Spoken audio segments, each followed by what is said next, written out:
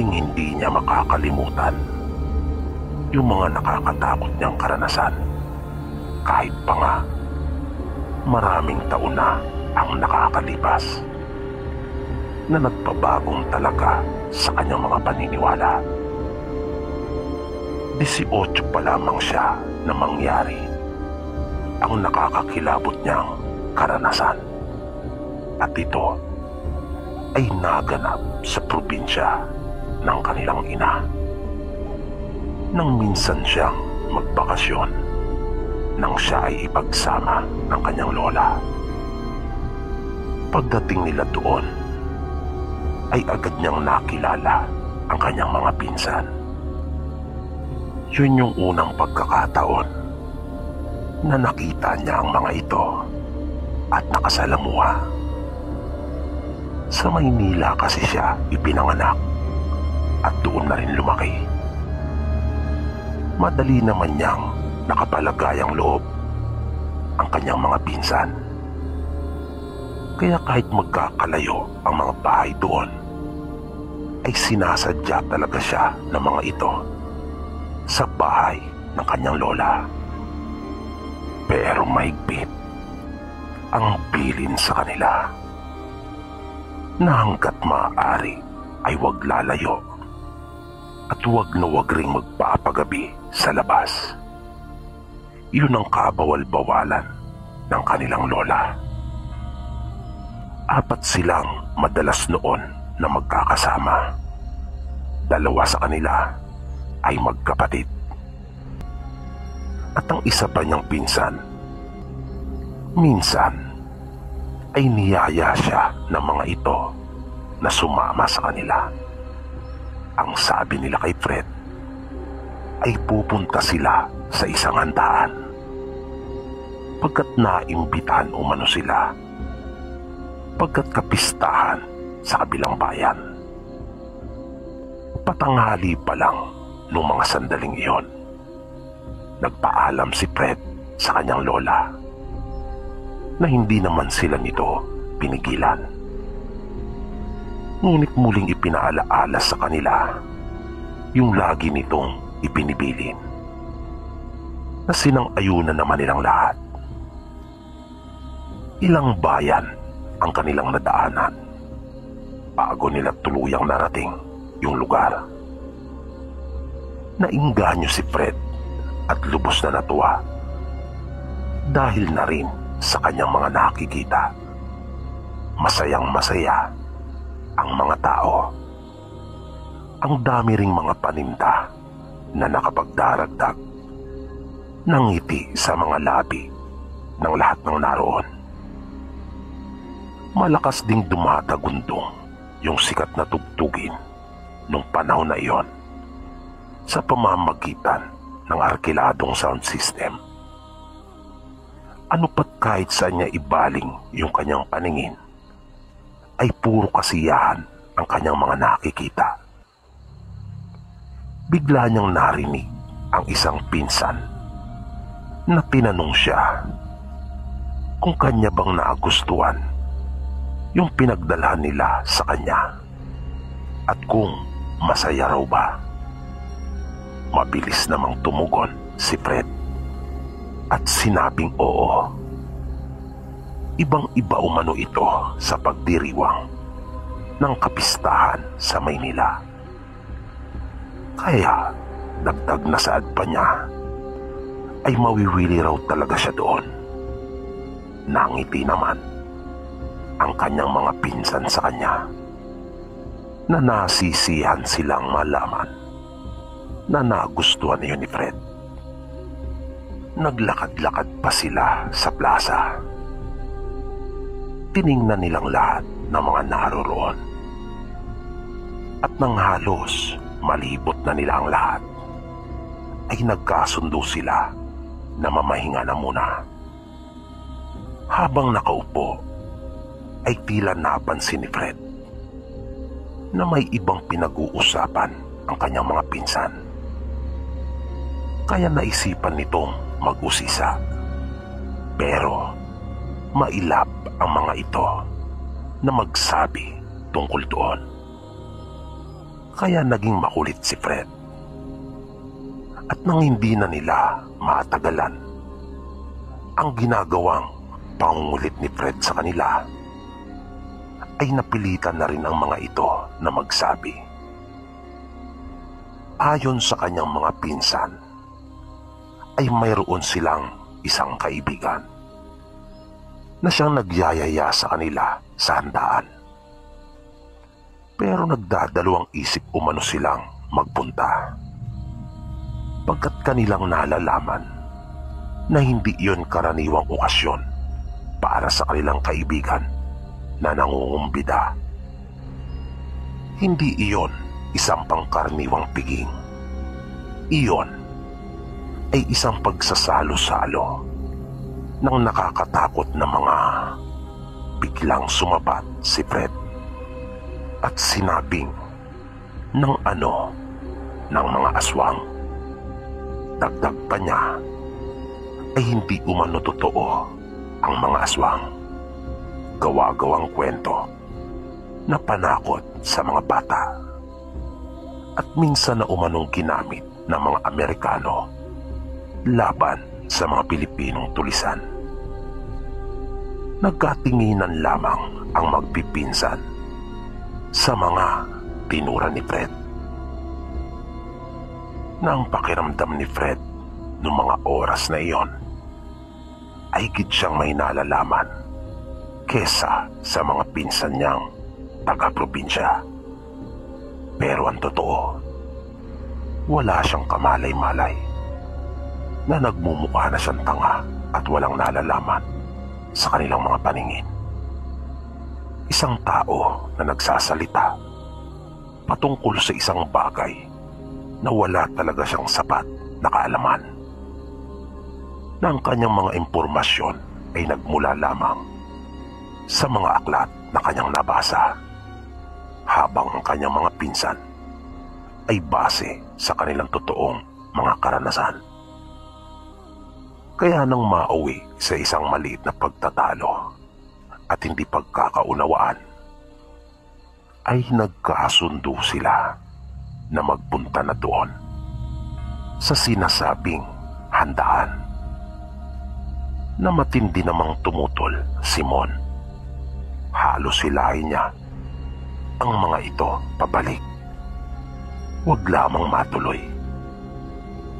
Pero dahil na rin sa pagpupumilit ni Fred na kanyang iginigiit ang sariling nalalaman at pinaninindigang hindi totoo ang mga aswang, ay hindi rin naman nagpatinag ang magkapatid na Romeo at Nick na para matapos na umano at maapatunayan kung sino talaga sa kanila ang nagsasabi ng totoo, ay kanila na lang iyong puntahan.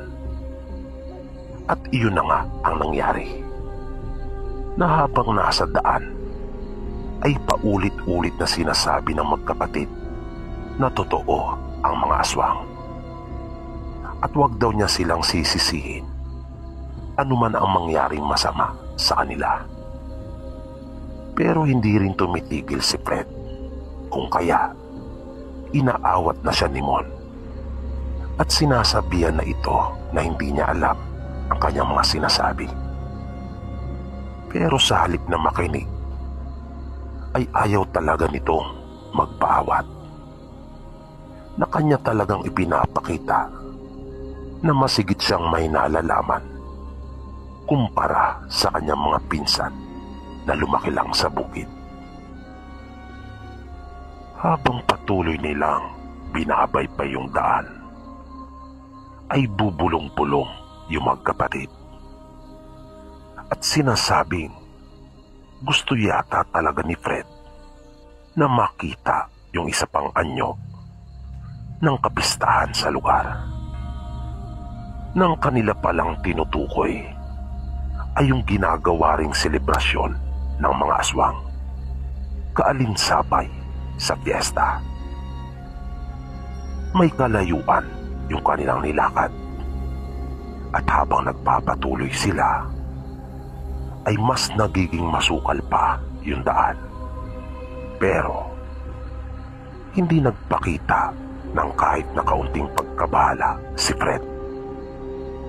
Talagang pinanindigan niya yung kanyang paniniwala na dahil naman sa ginawa nilang iyon ay kanila nang sinuway yung kabilin-bilinan ng kanilang lola na huwag lalayo at magpapagabi sa labas ng bahay. Nang malapit na sila ay iminungkahi ni Nick na lumihis na sila ng daan. Huwag na lang umano silang makihalubilo at makisalo. Mag-obserba na lang raw sila, bagay na sinang-ayunan ni Romeo at ni Mon. Kaya bagaman taliwas iyon sa gustong mangyari ni Fred, ay wala na rin siyang nagawa pa. Sumuot sila sa mga nagtataasang talahiban at halamanang naroroon. At nang makahanap sila ng akmang lugar upang pwestuhan, ay lumuhod sila habang pilit na ikinukubli ang kanilang mga sarili. Di nagtagal ay napansin nilang mababa na ang sikat ng araw. Maya-maya pa ay unti-unti na ring kumalat yung dilim. Bagay na nakapagdulot ng takot sa magkapatid na Romeo at Nick. Pero si Fred ay nanatili lamang nakalmado, na wala siyang anumang ideya nung mga pagkakataon na iyon ukol sa mga bagay at pangyayari na kanyang masasaksihan. Mataman lang siyang nakamasid doon sa mga nagkakatipon.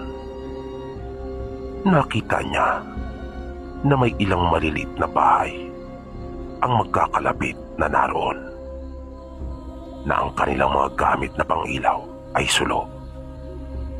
Bote iyon ng gin na nilagyan ng petrolyo at pabilo. Pagkatapos ay inilagay sa dulo ng biniyak-biyak na kawayan. Nung una, ayon kay Fred, ay wala naman siyang napansin na kakaiba. Kahit pa nga may nakita siyang nakasalang na mga naglalakihang kawa na naroon. Kaya sa mahinang tinig ay sinabi pa niya sa kanyang mga pinsan na tama siya, na hindi talaga totoo ang mga aswang. Pero nanatili lamang na tahimik ang kanyang mga pinsan. Nakita lang niya na napapailing si Mon, na para bang ipinapaywatig at sinasabi sa kanya na mali siya sa kanyang mga sinasabi at wala pa siyang napapatunayan.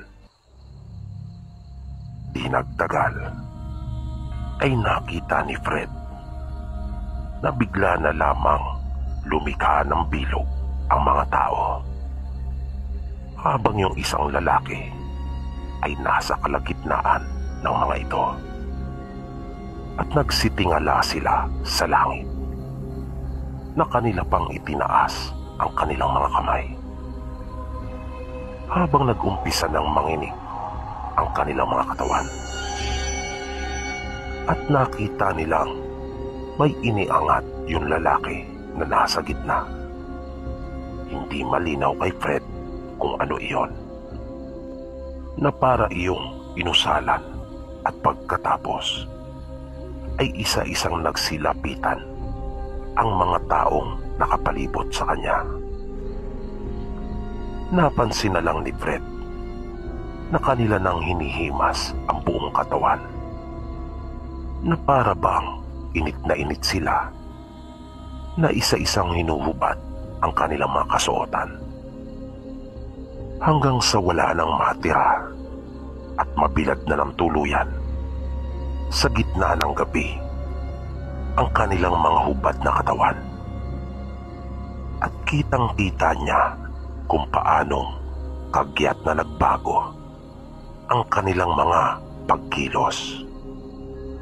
na para silang mga hayop na mababangis at dahan-dahang nagbago ang kanilang mga anyo. Naging mabalasik ang kanilang mga mukha. Nung sandaling iyon ay nanginginig na si Fred dahil sa matinding takot na bumabalot na sa kanya. Hindi niya inaalis ang kanyang pagkakatitig doon pagkat hindi siya makapaniwala sa kanyang mga nasaksihan. Isang kababalaghang hindi niya pinaniniwalaan. Pero kasalukuyang nagaganap mismo sa kanyang harapan noong mga sumandaling iyon. At hindi nagtagal ay kanyang nakita ang mga ito na mga nagsituat na tila ba ginagaya ang isang uri ng hayop. Naputol lamang ang kanyang masusing pagmamasid sa mga nagaganap noon nang makarinig siya ng isang nakakatakot na tunog na tila ba humahangos. Na nang mapalingon siya ay nakita niya ang kanilang pinsan na si Mon, na unti-unti nang nagiging mabalasik ang kanyang mukha. At animoy sabik na sabik itong kumilos na nagmamadaling tinungo yung kinaroroonan ng mga aswang. Naiwan sila Fred na tulala at naguguluhan. Kaya mabilis silang kumilos at nagsitayuan. Wala nang iba pang pinakamabuting gawin noong mga oras na iyon, kundi ang lumayo mula doon sa lugar upang kanilang maiiwas ang mga sarili sa tiyak na kapamakan.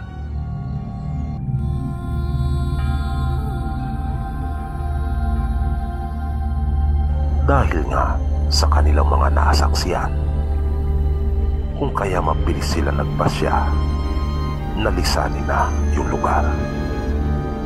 Na naisip ni Fred na kaya pala yung pinsan nilang Simon ay ayaw talagang magpunta doon, dahil isa na rin pala itong aswang. At alam niyang hindi na niya mapipigilan pa ang kanyang sarili kapag kanya nang nakita ang mga seremonyang iyon na ginagawa ng mga kauri niya. At iyon na nga ang nangyari. Nagdudumali itong nakihalubilo sa kanyang mga kasama, na para bang may isang bagay silang kinasasabikan sa ritual na iyon.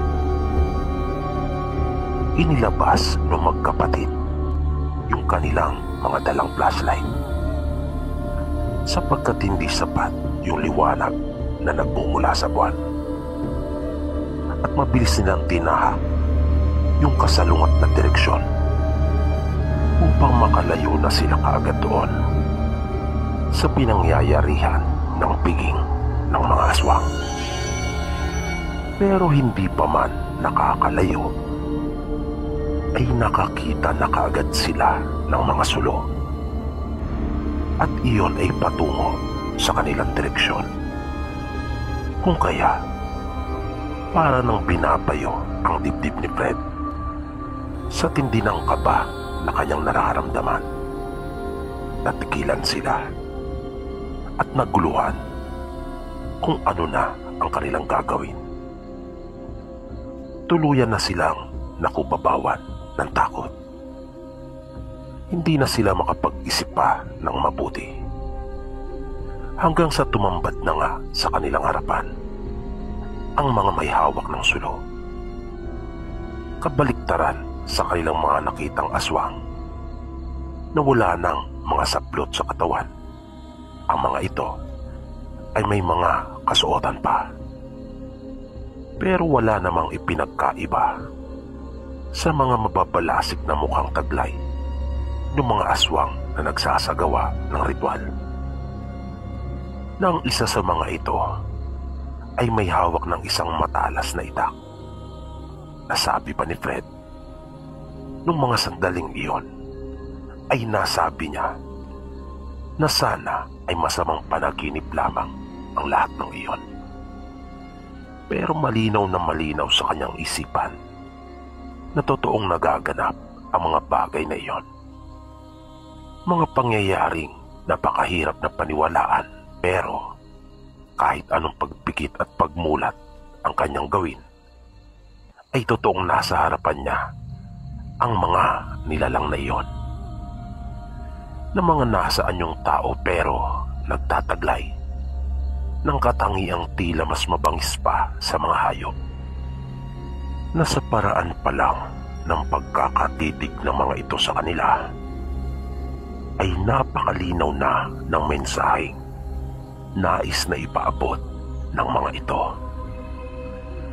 Mga matatalim na pagtitig, naramdam mong hindi mabuti ang kanilang intensyon. Na halos panawa na nga si Fred ng pag-asa na kanya na lang tatanggapin ang masaklap na katotohanang iyon na ang kanyang katapusan, na hanggang doon na lang ang kanyang buhay. Pagkaamin pa niya, naluha na siya ng mga pagkakataong iyon, na kung maaari nga lang ay ayaw na niyang balikan pa ang mga tagpong iyon, dahil nakapagdudulot talaga iyon sa kanya ng matinding takot, kahit pa hanggang sa ngayon. Nang minsan pa niyang ipikit ang kanyang mga mata at muling idilat, ay napansin na niyang dahan-dahan nang lumalapit ang mga ito sa kanila, na yung iba ay nakikita nilang magpipinsan, na tila hindi mapigilan ang kanilang mga sarili na maglabas-masok ang mga dila, na kung iyong ilalarawan iyon, sabi pa ni Fred, ay talagang masasabi mong takam na takam ang mga ito. Nakasabay noon ay kanila ring nakikitang patuloy na tumutulo ang laway ng iba sa kanila. Nakatulad sa paglalabas ng kanilang mga tila, ay tila ba hindi rin nila magawang pigilan iyon. Nanlilisik ang kanilang mga mata, na ilang dipa pa ang layo ng mga ito sa kanila ay mga nakanganga na. Nakita pa nilang magpipinsan na naglalakad ang mga ito, na ang paraan ay pinapalibutan sila. Kaya naisip na nilang wala na talagang paraan para sila ay makatakas pa. Biglang nagsalita si Romeo, na kanyang kinausap yung lalaking may hawak ng itak. Nakiusap siya at sinabing, "Nung, ay ayaw nung." Iyan ang mga katagang tandang-tanda ni Fred na binitiwan ng kanyang pinsan, na halos isiksik ng araw nito ang sarili kay Fred. Sunod namang nakiusap ang kapatid nito na si Nick, na kanila na silang hayaang makauwi. Pero parang walang tenga ang mga ito, na tila ba wala silang pandinig para sa kanila. Ni hindi nga nila nakitang kumurap na minsan ang mata ng mga ito. At ang pinaka nagpatindi ng kanilang takot ay yung mga nakakakilabot na tunog na nililikha ng mga ito, na akala mo ay mga hingal na hingal, na paminsan-minsan ay parang mga sumisinga, na bigla ang nagpapalabas ng hangin sa kanilang mga ilong. Sabay susundan iyon ng kanilang mga pag-ungal. At bagya pa silang nagulat nang bigla na lamang dahan-dahang nagsiyuko ang mga ito, na para bang iyon na yung hudyat na anumang oras ay susunggaban na sila ng mga ito. Kaya sa huling pagkakataon ay napapikit na muli si Fred. Ayaw niyang makita pa yung mga susunod na mangyayari. Kanya nang tinanggap sa sarili ang mapait na kapalaran niyang iyon. Pero isang malakas na boses ang kanilang narinig na tinawag ang pangalang Erning. Kung kaya napadilat si Fred pagkat pamilyar sa kanila ang boses na iyon. Bigla siyang nabuhayan ng loob, pero kasabay noon ay naguluhan rin. Bakit naroon ang kanilang Lola Josefa at nasa tabi na nito si Mon? Bigla na namang kinabog ng gusto ang kanyang dibdib. Dahil sa naisip niya, naaswang din ang kanyang lola. Napansin nila na mula sa pagkakayuko ng mga taong susunggab sana sa kanila ay nagsitindig na ang mga ito ng tuwid. Kinausap ng kanilang lola yung lalaki na may hawak na itak na nagngangalang Erning. At pagkatapos nilang makapag-usap ay sila naman ang hinarap nito. Tulad ng kanilang inaasahan ay pinagalitan sila at tinanong kung bakit nila sinuway yung kanyang bilin. Pati si Mon na kanya umanong inaasahan na siyang magbabantay sa kanila ay nakatikim rin ng sermon.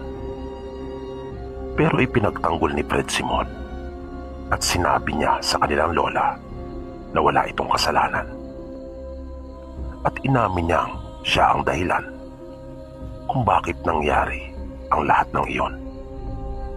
Dahil umano sa kanyang pagmamarunong na inakala niyang nalalaman na niya ang ukol sa mga ganoong bagay.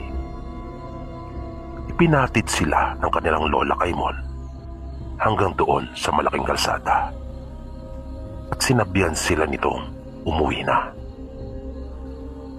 Nang sumunod na araw, nang magkaharap na muli sila ng kanyang lola, ay doon niya nalaman na hindi naman pala likas ang pagiging aswang nito, kundi kanya iyong pinili.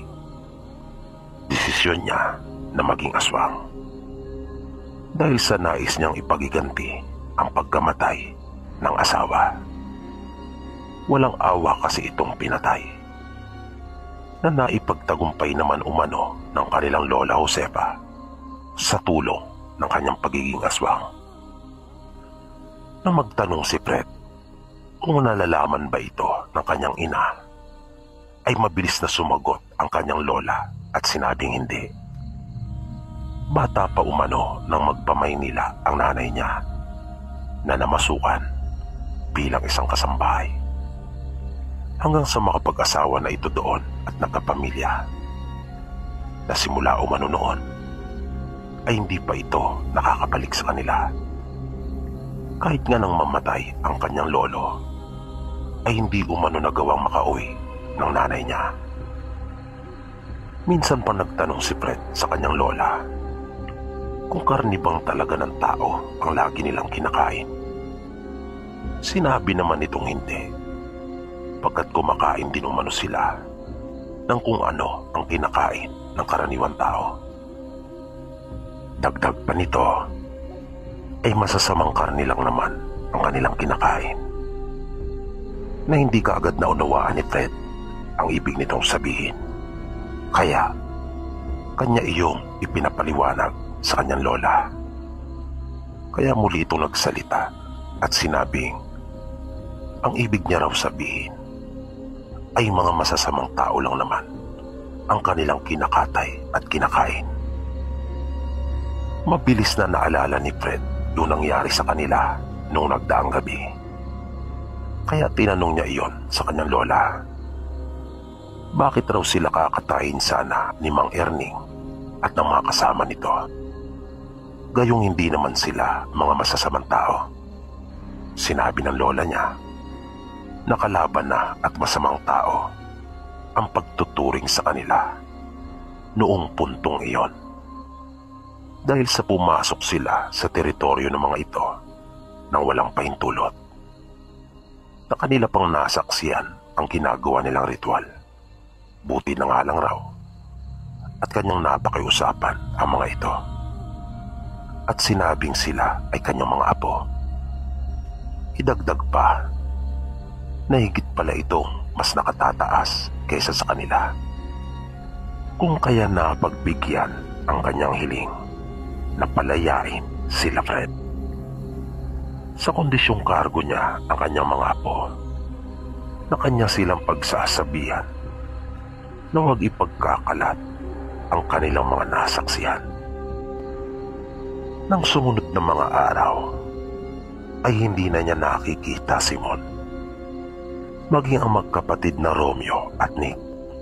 Nagtaka si Fred at napaisip kung bakit hindi na siya pinupuntahan ng mga ito.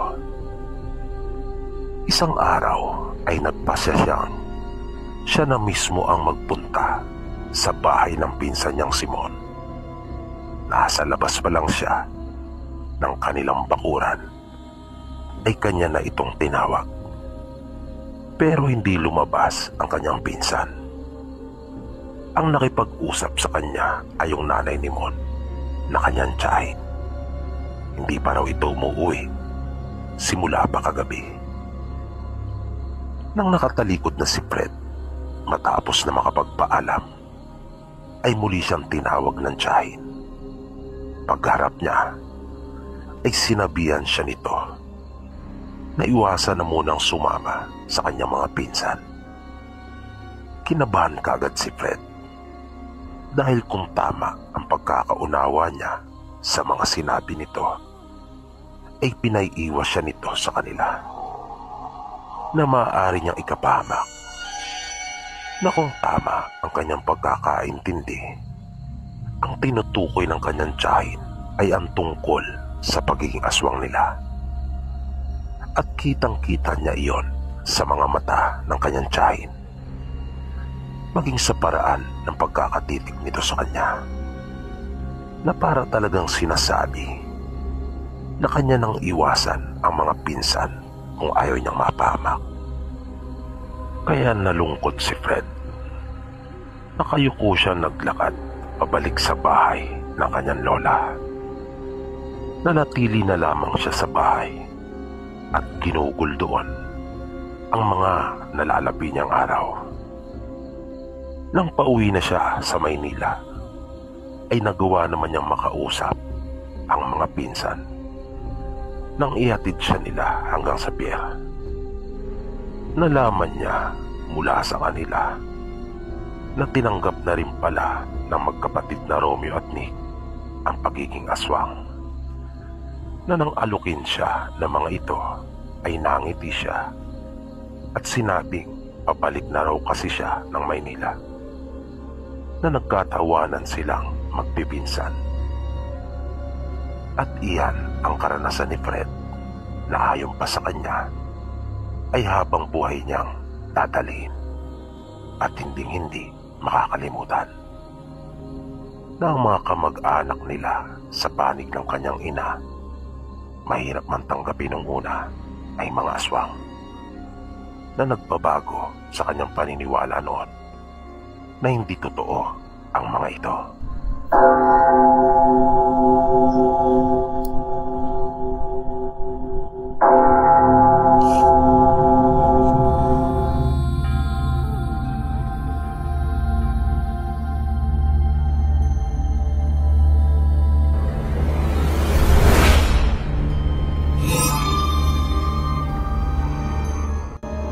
Ang ibabahagi ko ay karanasan po namin ng nanay ko. Noon po kasi ay napagpasya ng nanay ko na ilagay yung naipon niyang pera sa pagninegosyo. Nasa bahay lang kasi siya noon at tanging tatay ko lang ang naghahanap buhay para sa amin. Solong anak lang po ako. Pinagtiyagaan ng nanay ko na matutunan kung paano gumawa ng plastic na bayong. At nang kanya iyong malaman, ay bumili na kami ng mga rolyo-rolyong plastic sa Divisoria na siyang ginagamit sa paglalala noon. Matibay po na klase ito na bayong. Kaya naman noon, halos lahat ng mga namamalengke ay naiingganyong bumili. Isa pa, naiiwasan ang pagdami, ganoon na rin ang pagkalat ng mga plastic. Noong umpisa, ay sa mga palengke namin dinadala ni nanay. Sumasama kasi ako sa kanya kapag wala akong pasok. At dahil taga-Mandaluyong kami noon, kung kaya sa palengke ng Kalentong, San Juan at Pasig namin dinadala dahil iyon ang malapit. Pero kalaunan, nung lumalakas na talaga, ay dinadala na niya yung mga bayong sa ibang lugar. Lalo na nung may makilala siya sa palengke ng Pasig at sinabing papatok daw yung paninda niyang bayong doon sa kanilang lugar, sapagkat wala pang ganoong klase ng bayong sa kanila. Kaya bumabiyahe na noon si nanay sa norte, pati na rin sa katimugang bahagi ng Luzon. Minsan sumama ako sa kanya dahil sa ang dami ng order.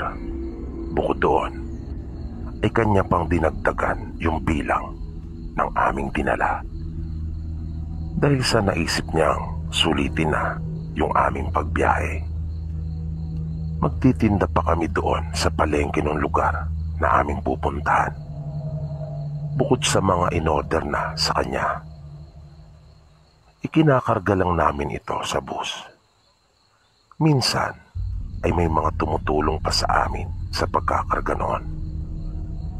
Dahil noong mga panahon pong iyon, ay talagang masasabi mong mababait pa ang mga tao at matulungin. Ewan ko nga ba kung bakit biglang nag-iba na yung takbo ng pag-iisip ng mga tao ngayon. Maikwento ko lang pong sandali, Sir PB. Dati, mataas ang moral ng mga Pilipino, sa totoo lang po. Kahit nga sa paggalang pa lang sa bansa at sa mga sumisimbolo dito, ay talagang mapapansin mo po yan noon. Kapag naririnig dati na inaawit ang lupang hinirang, ay talagang tumitigil ang mga tao sa kanilang mga ginagawa at sa paglalakad. Tumatayo ng tuwid at inilalagay ang kanilang mga kamay sa kaliwang dibdib at makikisabay sa pag-awit. Pati po mga sasakyan ay humihinto po talaga. At dati po, tutulungan ka ng walang bayad, na kapag inabutan mo pa nga ay tumatanggi. Pero ngayon, ibang-iba na. Naging masyado ng materialistiko ang mga tao. At iyon na nga po, hindi naman kami nahihirapan noon sa pagbabiyahe. Kahit pa marami yung mga bayong na aming dala. Dahil marami naman tumutulong sa amin sa daan. Nang dumating kami doon sa lugar na pagdadalan, nung mga in-order sa aming bayong, ay talaga namang gutom na ako. Tanghali na kasi, at ang tangi naming kinain sa biyahe ay yung mga pugo na inilalako sa bus. Pero sinabi sa akin ni nanay na akin na lang munang tiisin iyon dahil sa malapit naman na at darating na yung kanyang kausap. Kaya ganun nga ang aking ginawa. Tinis ko na lang muna yung gutom na aking nararamdaman. Makaraan ang ilang minuto ay dumating na nga yung umorder ng mga bayong kay nanay. At nagyaya pa ito na doon na kami mananghalian sa kanila. Kung kaya, natuwa naman ako nang aking marinig yon.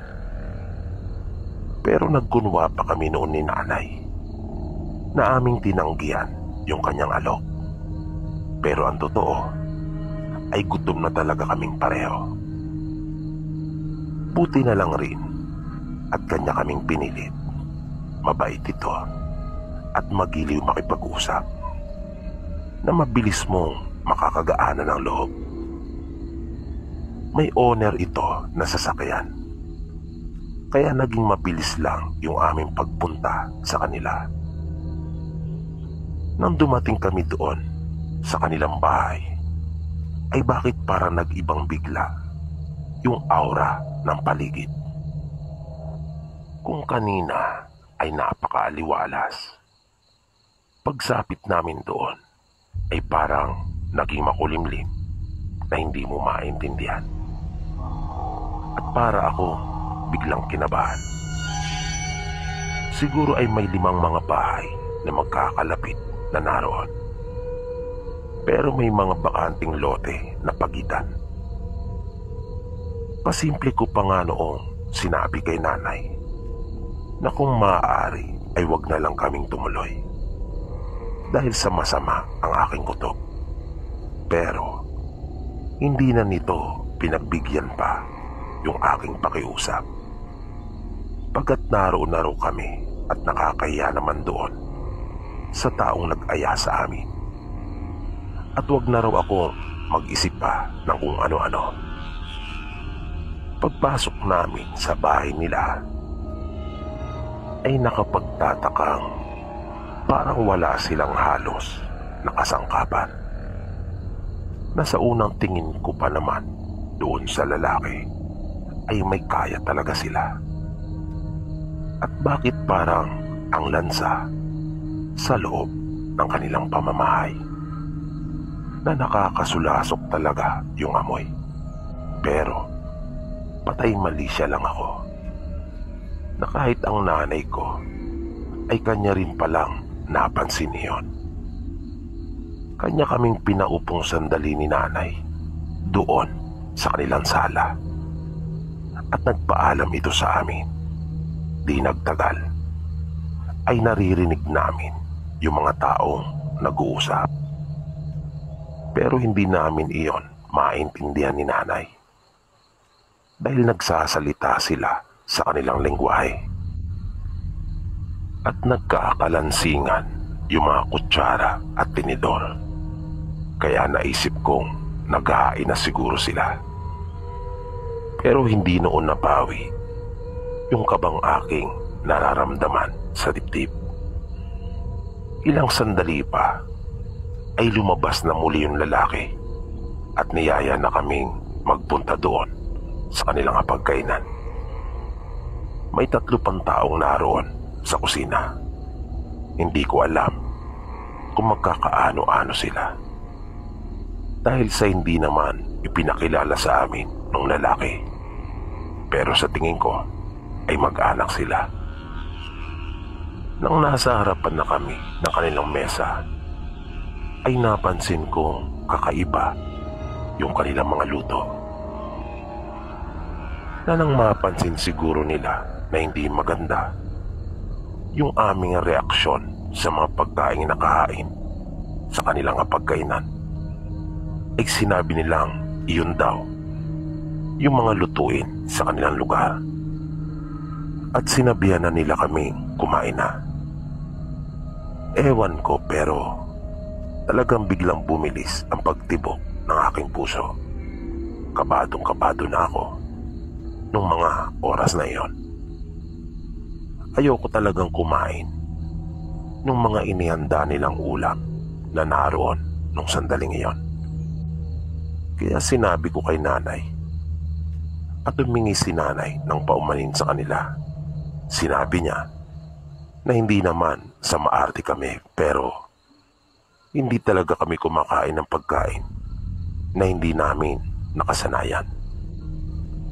Noon lang po talaga kasi kami nakakita ng ganong klase ng ulam. na hindi mo mawari kung ano ang isinahog doon. Na sa unang beses mo palang itong makita ay hindi ka talaga mangangahas na kainin yon.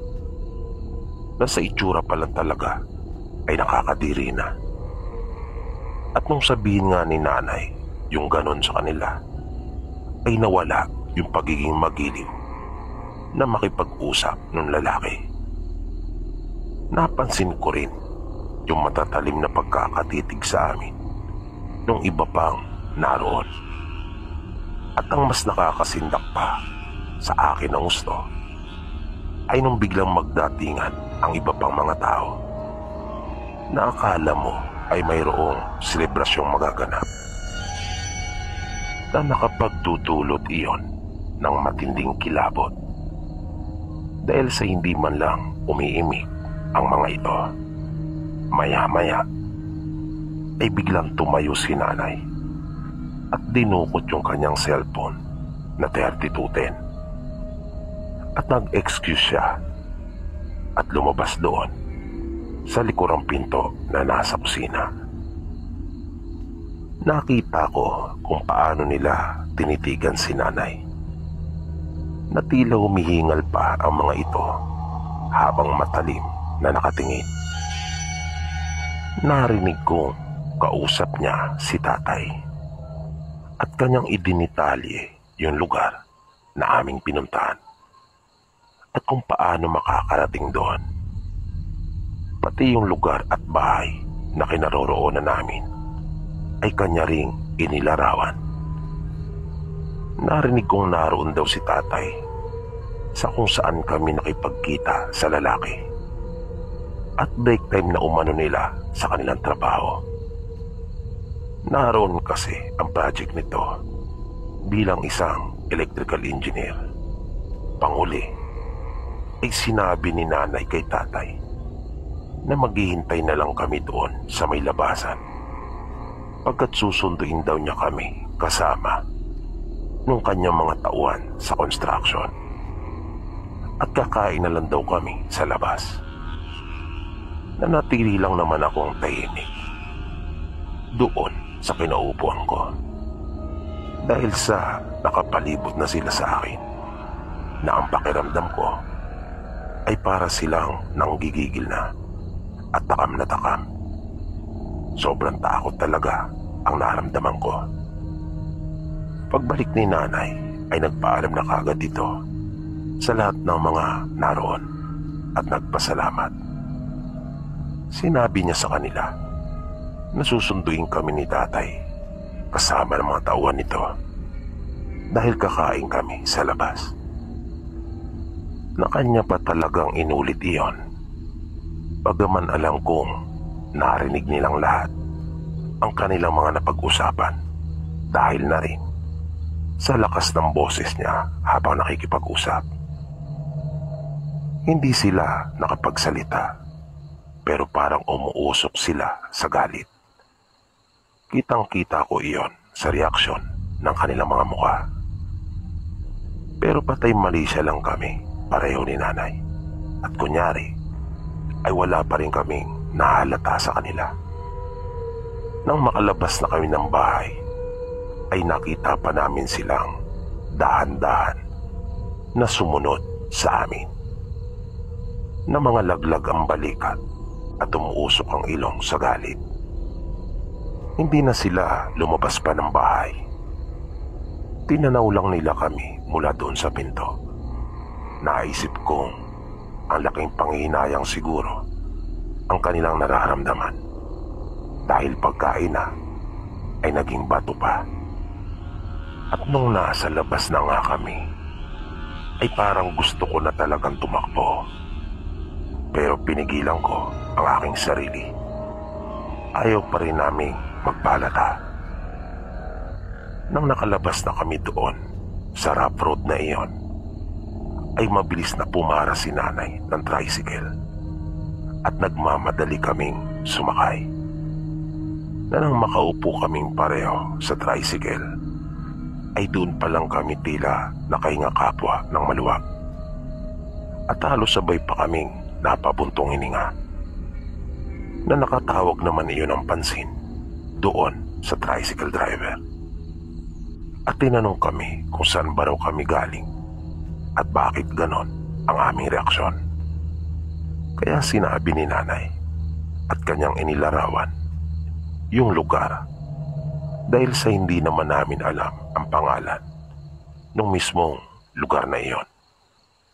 Natila nagulat naman yung lalaki nang kanyang marinig ang mga sinabi ng nanay ko. Sinabi nitong buti raw at nakalabas pa kami ng buhay. Dahil ang kanumano ng mga aswang ang mga taong naroon. Lahat umano ng magkakamag-anak na iyon ay mga aswang. Natama nga ang aming kutob. Hindi sila mga karaniwang tao. Buti na lang din talaga at mabilis na nakaisip ang nanay ko ng paraan na gusto ko nga sanang mapakunot noo sa mga bagay na aking naririnig ng mga sinasabi ni nanay. Pero ayokong gawin at pinanatili ko lang na walang reaksyon yung aking mukha. Baka kasi makalata sila na paanong mapupunta ang tatay ko doon at may project bilang isang electrical engineer. Samantalang jeepney driver ito at wala itong cellphone.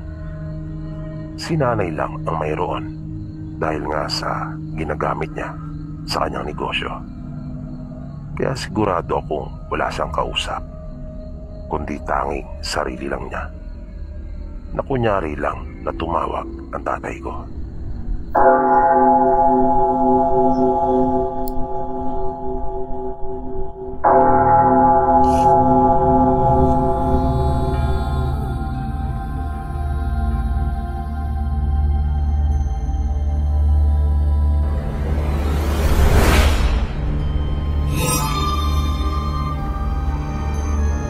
Bakasyon noon kung kaya naisipan ng kanyang mga magulang na sila ay magpunta sa kanilang probinsya. Bali probinsya ito ng mama niya. Tawid dagat at talagang malayo ang biyahe. Pero masaya naman iyon ayon sa kanya. Dahil sa excited siya sa mga masasayang mangyayari kapag naroon na sila. 4 sila, ang mga magulang niya at bunso niyang kapatid na si Jeff na nooy 12 anyos na, habang si Rochelle naman ay 14 na noong mga panahong iyon. Nang dumating sila sa bahay ng kanilang lolo at lola ay maghahapon na. Sinalubong sila ng mga ito sa may kalsada. Masayang masaya ang mga matatanda na makita sila. Matagal na kasing hindi nakapagpakasyon ang mama nila. At iyon naman ang unang pagkakataon na makikita sila ng mga ito. Nang nakaupo na sila at nagpapahinga, ay masayang ibinalita ng kanilang lolo na may magaganap na okasyon sa kinabukasan at imbitado sila dahil ikakasal umano ang pinsan ng kanilang mama. Nang magtanong ang mama nila kung sino ang pinsan niyang ikakasal, ay sinabi ng lolo nila na si Roman, na napabungis-ngis kaagad ang mama nila nang marinig iyon. At nasabi nitong buti naman at nakatagpo na rin ng mapapangasawa. Matandang binata na kasi ito sa sobrang pikan, kaya natagalan bago ito nakapag-asawa. Nabigla namang sumabat ang lola nila Rochelle at sinabing buti umano kung pihikan lang, dahil para sa kanya ang tingin niya kay Roman ay baliw, pagkat ilang beses na niya itong nakita na may ginagawa na kakaiba, mga gawang hindi pangkaraniwan na hindi ginagawa ng mga taong nasa hustong pag-iisip. Matapos nilang makapaghapunan nung gabing iyon, ay maaga na silang natulog dahil na rin sa sobrang pagod sa biyahe. Kinabukasan, mataas na ang araw nang magising sila Rochelle at kapatid nitong si Jeff. Naabutan nilang nasa may balkonahe ang kanilang mga magulang at lola na masayang nagkukwentuhan, habang ang lolo naman nila ay wala na. Maaga itong umalis dahil sa tutulong pa sa pagkatay ng mga ihahanda sa magaganap na kasalan. Nagpunta na sila Rochelle sa kusina at kumain ng agahan. Kinahapunan noon ay pinaghanda na sila Rochelle ng kanilang mga magulang dahil sa pupunta sila sa kasayahan. Yun yung unang bahagi ng kasalan sa kanila. At sa kinabukasan naman noon ay ang pinakaseremonya na ng kasal. Medyo padilim na nang umalis sila ng bahay. Kaya nang dumating sila doon ay gabi na at marami ng mga tao. Dahil sa partido sila ng lalaki, kung kaya sila ang dadayo sa lugar ng babae. Hindi naman masyadong malayo, kabilang baryo lang naman, pero may kahabaan din ang kanilang nilakad. At obligado talagang dumalo ang mga kamag-anak ng lalaki upang tumulong. Dahil ang mangunguna talaga sa pag-aasikaso ay ang mga kaanak ng lalaking ikakasal. Sa unang gabi ay mayroong sayawan at munting programa. Mayroon na ring kainan. At syempre pa, hindi mawawalang inuman sa mga kalalakihan.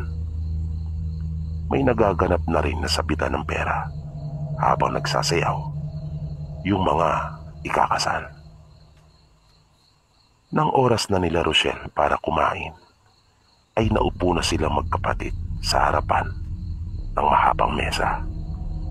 Kasabay nila noon ang ibang mga taong naroon.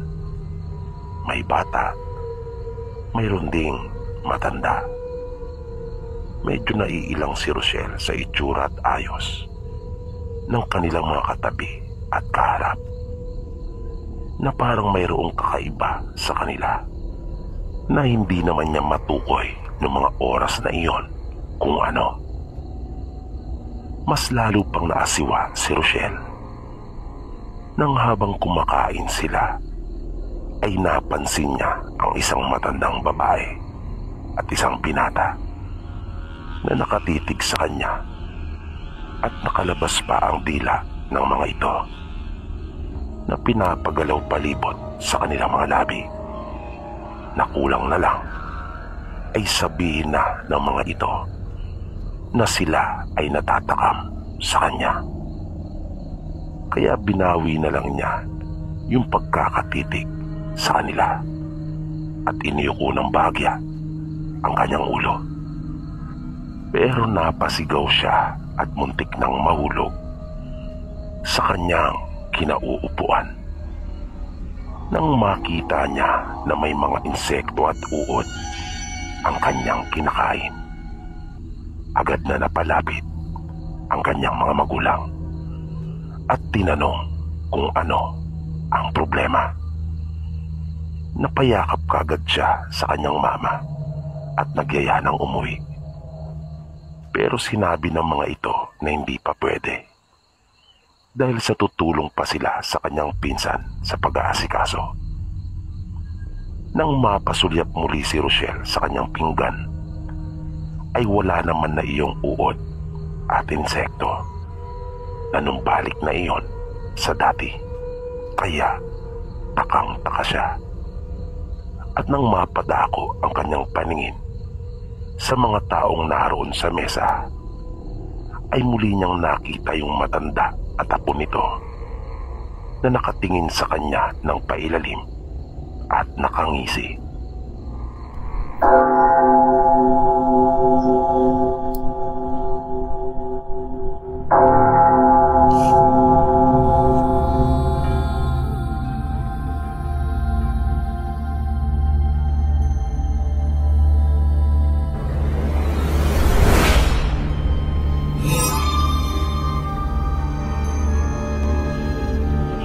Grade 5 siya noon nang ng bahay.